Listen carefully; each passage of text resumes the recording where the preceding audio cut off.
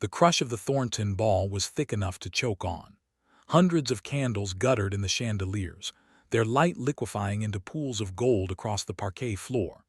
Silk rustled, flutes clinked, and the air carried the sugared scent of champagne and hothouse roses. In the center of it all, Helena Carstairs stood with her gloved hand resting in the crook of the Duke of Ashworth's elbow, a figure of perfect, composed stillness. For 2 years this had been her place. She knew the calculations the ton made whenever they observed her beside Julian St. Clair, the frank assessment of her unblemished pedigree, her acceptable fortune, and the serene temperament that made her, by all accounts, an exemplary choice. She was not a beauty to set London aflame, but her countenance possessed a quiet harmony. Deep brown hair dressed simply, eyes the color of winter moss, and a mouth that gave nothing away unless she chose to bestow a smile. Julian spoke little as they made their circuit of the room. His attention was a rare commodity, distributed sparingly and never for long. A tall man with hawkish features and dark, severely cut hair, he possessed an authority that required no volume. A glance from those gray eyes could silence a room. Helena had once found that compelling. She had mistaken his reserve for depth, his coldness for the guise of a man concealing a passionate nature. She had spun an entire romance from the threadbare fabric of his dutiful politeness, convincing herself that affection would bloom once the formalities were observed. "Lord and Lady Prescott are expecting an invitation to Ashworth Park this autumn," he murmured, his gaze scanning the crowd above her head. "I shall extend it. Lady Prescott's husband sits on the committee for the Corn Laws." Helena nodded, "Of course."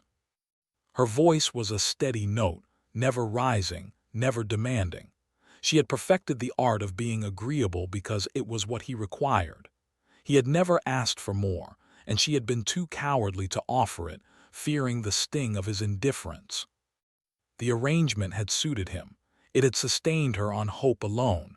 That was the cruelty of it. As the evening wore on, a dull headache pressed behind Helena's eyes. She excused herself, murmuring a need for air, and Julian released her with a distracted nod, already engaged in a political discussion with Lord Etheridge. She slipped through the gilded doors of the ballroom into the quieter corridor beyond, her slippers silent on the marble. She did not seek the crowded terrace but turned instead toward the library, a shadowed sanctuary she knew from previous visits to Thornton House. The heavy oak door was ajar. The scent of leather and old paper drifted out, a balm to her frayed nerves. She pushed it open just enough to enter, but a voice inside pinned her to the threshold. Julian's voice. Helena's heart gave a foolish skip before she registered the other presence, Lord Percy Wainwright, Julian's closest confidant, a man whose charm was as fluid as his morals. They were standing near the hearth, brandy glasses in hand, their backs half turned to the door. She had not known Julian had left the ballroom so soon after her. She should have announced herself. She should have retreated. But her name, spoken in Percy's languid drawl, rooted her feet to the carpet. "Carstairs is looking rather well this evening," Percy was saying. "Quietly elegant. You chose wisely, Ashworth. A woman who can hold her tongue is worth her weight in gold." Julian took a slow sip of brandy. The firelight carved his profile into sharp planes. "Precisely. She is a convenient arrangement. She understands the requirements of the role and will not trouble me with emotional theatrics. I chose her because she asks nothing of my heart. A duchess who wants my name, not my affection. It is a perfect transaction." The world contracted. Helena heard the words as if through water, each one distinct, crystalline in its cruelty, yet muffled by the roaring pressure in her ears. Percy laughed, cold-blooded, admirably so, but does she know? The poor girl looks at you as if you hung the moon. "That is her illusion," Julian said. "Not my responsibility. She will learn the true nature of our arrangement soon enough. Marriage is a contract, Wainwright. Sentiment is for poets and fools." Helena's hand, still resting on the door's edge, did not tremble. Her breath did not catch audibly. The devastation was a silent, interior collapse, a cathedral of hope folding in on itself, timber by gilded timber, until nothing remained but dust. She withdrew her hand. She stepped back from the door with the same quiet grace she had brought to every ball, every drawing room, every endless evening spent waiting for a sign that never came. Her heart, which had beaten only for him, stilled into something hard and protected. She did not weep. The tears would come later in the privacy of her chamber, and they would be the last she ever shed for Julian St. Clair. In the corridor, a footman passed with a tray of fresh champagne. Helena lifted a glass, her smile serene, and walked back toward the ballroom. The music swelled to greet her, a waltz, bright and inviting. As she entered, Mr. Henry Calthorpe, a cheerful young baronet, approached with an eager bow. "Miss Carstairs, dare I hope you have a dance free?" Helena placed her hand in his, her smile widening with a warmth she had kept in reserve for 2 years. "I have every dance free, Mr. Calthorpe." She did not glance back at the corridor. The Duke of Ashworth, his brandy, and his convenient arrangement would wait until morning to discover the precise weight of what he had discarded. For tonight she would dance. The note arrived at Ashworth House on cream-laid paper, sealed with a plain wafer. No monogram, no perfume. Julian St. Clair broke it open standing in the sunlit morning room, a cup of black coffee cooling at his elbow. The handwriting was Helena's, elegant, upright, devoid of flourishes. It contained 3 sentences. "Your Grace, after careful reflection, I find our understanding no longer aligns with my personal priorities. I release you from any obligation, implied or otherwise. I wish you well." It was not signed with the familiar "yours affectionately" she had used in previous correspondence. It was signed simply H. Carstairs. Julian read it twice. The coffee went untouched. He felt a curious sensation, unfamiliar and unwelcome, spreading beneath his ribs. It took him a full minute to identify it as alarm. He summoned his curricle and arrived at the Carstairs residence in Grosvenor Square before 11. The butler, a stately creature named Hutchins, showed him into the front drawing-room without a flicker of surprise. The house was tranquil. A vase of pale roses stood on the mantel. Sunlight fell in quiet rectangles across the carpet. Helena entered 5 minutes later, and Julian understood that something fundamental had shifted. She wore a morning dress of dove-gray muslin, a simple ribbon at her waist. Her hair was dressed without artifice. She looked precisely as she always had, yet the difference was tectonic. Her expression held no anger, no sorrow, no visible crack in her composure. She regarded him as one might regard a pleasant acquaintance encountered by chance at a posting inn, courteous, disengaged, already moving past. "Your Grace," she said, "this is unexpected." The title landed like a bucket of cold water. She had never called him Your Grace in private. It had always been Julian, spoken quietly, as if the name itself were a treasured secret. "Helena," he stepped forward, "your note, I came at once." There was little need. She remained standing, her hands folded loosely. "The matter is straightforward." "I disagree. 2 years of understanding do not end with 3 sentences on a Tuesday morning. What has happened?" A maid entered with a tea tray. Helena waited until the girl had departed, then poured herself a cup with unhurried grace. She did not offer one to Julian. "Nothing has happened," she said. "I simply reassessed the arrangement and concluded it no longer serves me. You are free, Your Grace. There is no scene, no recriminations. I trust you will accept the release in the spirit it is given." Julian's jaw tightened. "I do not accept it. I want an explanation." "And I want a great many things," Helena replied, lifting her cup. "We do not always receive what we want." The silk-shod iron in her tone struck him mute. He stared at her, searching for the woman who had gazed at him with quiet adoration across 100 dinner tables. She was not there. In her place was a stranger wearing Helena's face, perfectly polite and utterly unreachable. "Have I offended you?" he asked.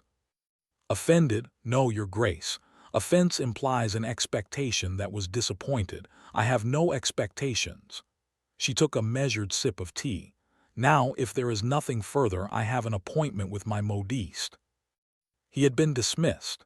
The Duke of Ashworth, master of 80,000 acres and a seat in the House of Lords, stood in a sunlit drawing-room being gently, implacably shown the door by a woman who would not even speak his name.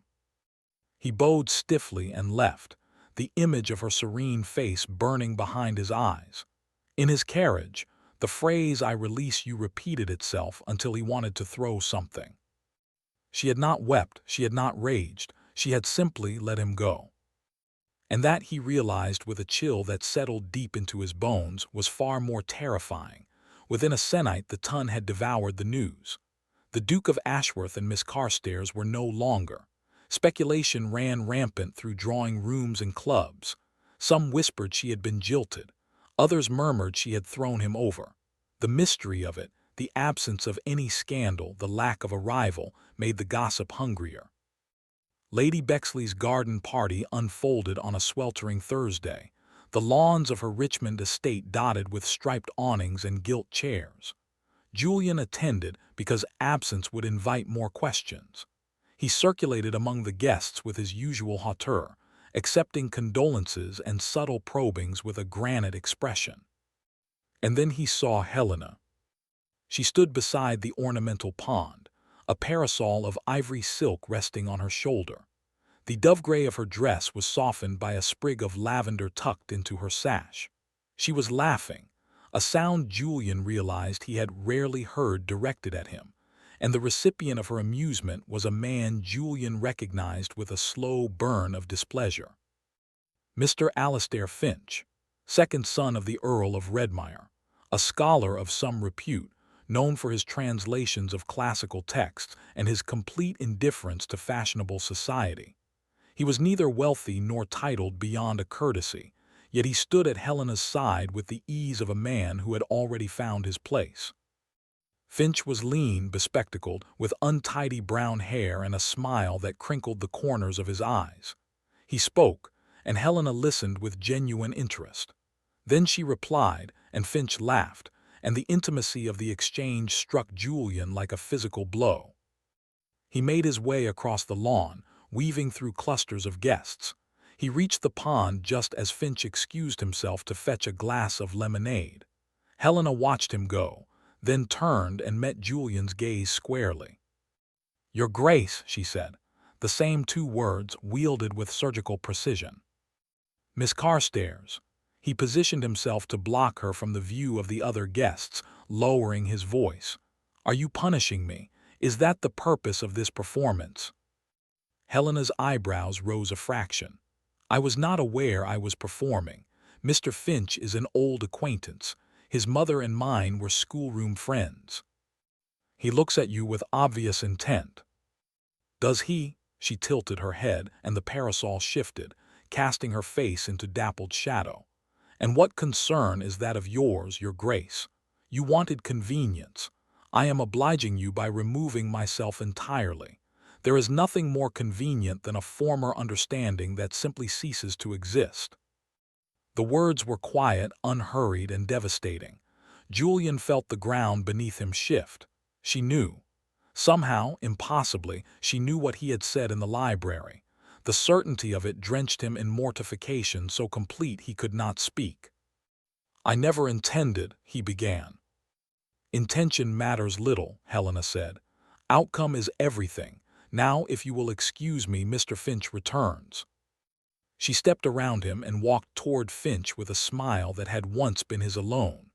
Julian stood rooted by the pond, the chatter of the garden party fading into a distant hum. She had not spoken his name. Even in rebuke she denied him the familiarity. The absence of it gnawed at him, a hollow ache he carried back to his empty carriage and his emptier house, where the silence of the rooms pressed in like a judgment. The opera that season was Mozart, but Julian heard none of it. From his box he had a clear view of the Carstairs party across the gilded auditorium. Helena sat beside her mother, a vision in sage-green silk, her hair dressed with seed pearls. In the chair next to her, leaning slightly to murmur a comment, was Alastair Finch. Julian watched Finch procure a glass of lemonade during the interval. He watched him return with the glass, navigating the crush of patrons with a careful determination. He watched Helena accept it, her fingers brushing Finch. And he watched the smile that followed, a smile of unguarded pleasure, of easy companionship. 2 years. In 2 years, Julian had never once fetched her a glass of lemonade. He had never thought to. He had taken her presence, her patience, her quiet devotion, as fixed elements of his world, as permanent and unremarkable as the furniture in his study. The final act concluded. The audience rose in applause. Julian was already moving, descending the stairs to the foyer with a purpose that made people step aside. He intercepted her near the cloakroom, her mother engaged in conversation with Lady Doubting a few paces away. Finch had momentarily stepped aside to retrieve his own coat. Helena turned and found Julian before her, his expression stripped of its usual aristocratic indifference. "I must speak with you," he said, "privately." Around them the foyer hummed with departing guests. Several heads turned. The Duke of Ashworth, speaking with undisguised urgency to the woman who had released him. It was a scene, and the ton recognized one hungrily. Helena regarded him with perfect calm. "I am not available for private interviews, Your Grace." "Helena, please." The word please felt foreign on his tongue. He could not remember the last time he had used it. She studied him for a long moment. Then she gave a small, formal curtsy, the kind reserved for distant acquaintances, and said, clearly enough for those nearby to hear, "I decline. Good evening, Your Grace." She walked past him. Finch, returning with his coat, offered her his arm without a glance at Julian. They moved together through the crowd, and the sea of silk and black broadcloth closed around them. A woman behind her fan whispered to her companion, "Did you see?" She would not even say his name. The observation rippled outward, a stone dropped into still water. Julian stood motionless as the foyer emptied around him. His valet approached with his coat and hat, murmuring something about the carriage. Julian did not respond. The humiliation was absolute, but it was not the public refusal that hollowed him out. It was the echo of the whisper, she would not even say his name, and the memory of her voice in the library doorway, hearing him reduce 2 years of loyalty to a transaction. He had called her convenient, he had said she asked nothing of his heart, and now she was giving him exactly that, nothing, not her anger, not her tears, not even the acknowledgement of his name. The letter was written at 2 in the morning, the desk littered with discarded drafts. Julian's hand shook as he sanded the final version. He had never written anything like it, not to a woman, not to anyone. The words were raw, stripped of the careful language of privilege. He confessed his arrogance. He admitted, in ink that blotted slightly where his pen had pressed too hard, that he had constructed a fortress of coldness because he was terrified of being known, of being found wanting by a woman whose quiet integrity exposed every deficiency in his character. He wrote that he had heard his own words in the library replayed endlessly, and they sickened him.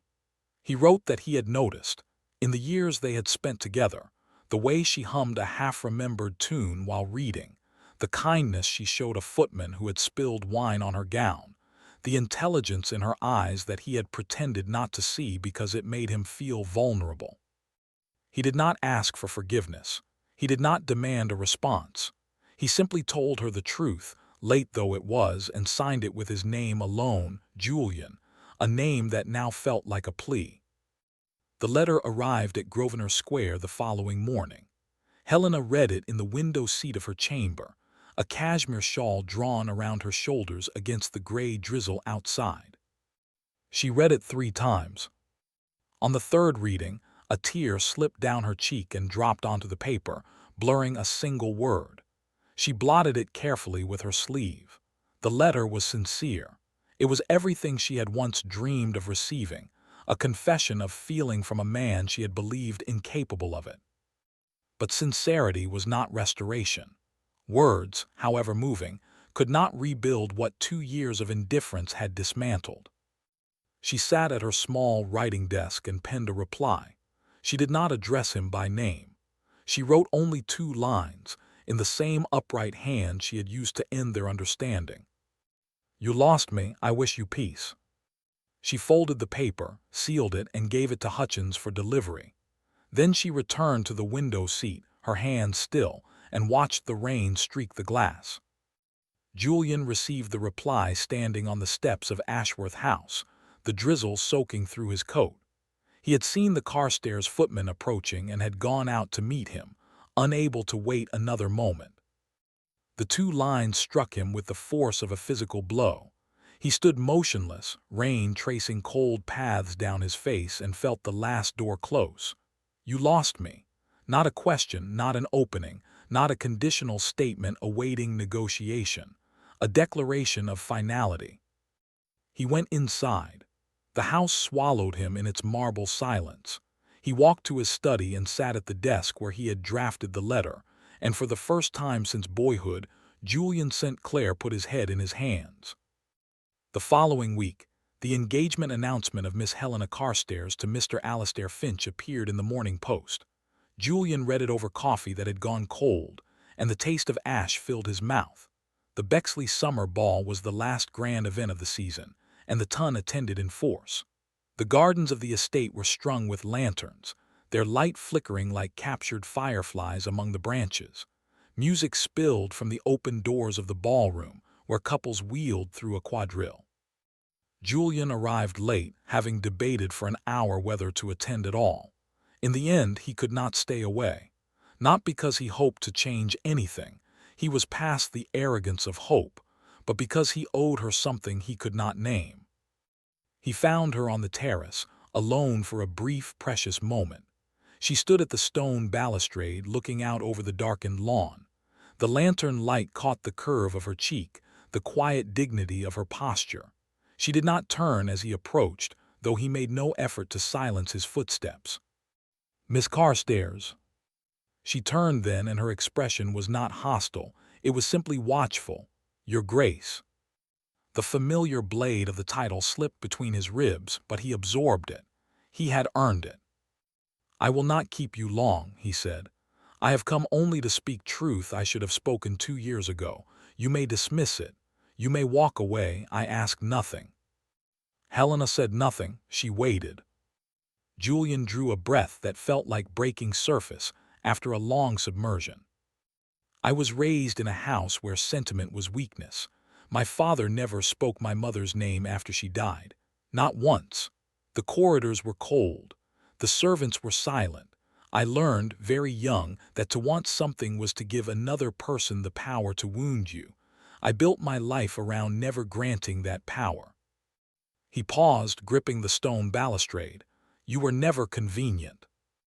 "That was the lie I told Percy Wainwright because I was too much of a coward to admit the truth. That you unsettled me, that your quiet steadiness made me feel inadequate, that I watched you with the footman who spilled the wine and thought, I do not deserve her kindness." Helena's expression flickered, a crack in her composure. She said nothing. "I noticed everything," Julian continued, his voice dropping. "The way you hummed when you read, the lavender on your sash, the single dance you saved for me at every ball, even when I did not deserve it. I noticed, and I hoarded those observations like a miser, too afraid to spend them on actual affection." The music from the ballroom swelled, then receded. A nightingale began its song in the darkness. "I know you are to marry Finch. I know I am too late. I came tonight because I could not let you live the rest of your life believing you were merely convenient to me. You were inconvenient in every possible way. You demanded my heart without ever asking for it, and I was too much of a fool to give it freely." He stopped. His hands were white-knuckled on the stone. "That is all. I will go now." Helena let the silence stretch. The nightingale sang on, its notes falling like water over stone. She thought of the 2 years she had spent curating herself into a woman he could tolerate. She thought of the library, the brandy, the words that had unmade her. She thought of the letter on the rain-soaked steps, the two-line reply she had written with her heart sealed shut. She thought of Alistair Finch, kind, undemanding Alistair, who had asked her nothing of her past and expected nothing of her future. And she thought of the man standing before her now, raw and unmasked, having come with no expectation of reward. "Your words," she said quietly, "are well spoken, but words are not enough. Trust is not rebuilt in a single confession on a terrace. It is rebuilt in mornings and evenings, in small constancies, in the unglamorous work of showing up." Julian met her gaze. "I understand." "Do you?" She tilted her head. "I am not the woman who waited 2 years for a sign. I have changed. What I require now is not a grand gesture but proof, extended over time with no guarantee of a proposal. I will not be convenient. I will not be assumed. I will be chosen deliberately and continuously, or not at all." "Then I will choose you," Julian said, "every day, for as long as you require, without expectation." Helena studied him. The arrogance was gone. The coldness had been replaced by something that looked disconcertingly like humility. It was not a transformation. It was a beginning. "Very well," she said. "A courtship, then, beginning tonight, public, slow, and without presumption. You will not assume my time. You will not assume my affection. You will earn the right to speak my name." The ghost of a smile touched Julian's lips, the first real smile she had ever seen on him. "I accept your terms." The weeks that followed were the talk of the ton. The Duke of Ashworth, famously remote, arrived at every event with a quiet persistence that bordered on devotion. He did not claim Miss Carstairs' company. He requested it with a deference that left matrons agog. He brought her books Finch had recommended. He listened when she spoke. He fetched her lemonade without being asked. Finch, to his credit, accepted Helena's change of heart with the grace of a man who valued her happiness above his own pride. "He is different," Finch observed one afternoon, watching Julian help an elderly aunt navigate a flight of steps. "Or he is learning to be. There is hope in that." On a still August afternoon in the garden of the Carstairs residence, Julian sat beside Helena on a stone bench. They had been reading aloud to each other, a novel, something light, and the book lay forgotten between them. The lavender was in bloom. The air was honeyed. Helena turned to him. In the quiet she looked at him, not through him, not past him, but directly, with an openness she had not offered in months. "Julian," she said. His name, spoken softly without ceremony, a gift neither demanded nor expected. He closed his eyes for a moment, as if absorbing the sound of it. When he opened them, they were bright. "Helena," he replied. She took his hand. The gesture was simple, unadorned, and final, not the end of a story, but the true beginning of one. The garden held its breath around them, the afternoon light falling like a benediction. She had whispered "you lost me" to the ashes of an old arrangement, and she had meant it. But she had also learned that a man willing to walk through the ashes, with patience and truth, might yet find a path to something new. Not a convenient love, a chosen one. And she would never need to whisper those words again.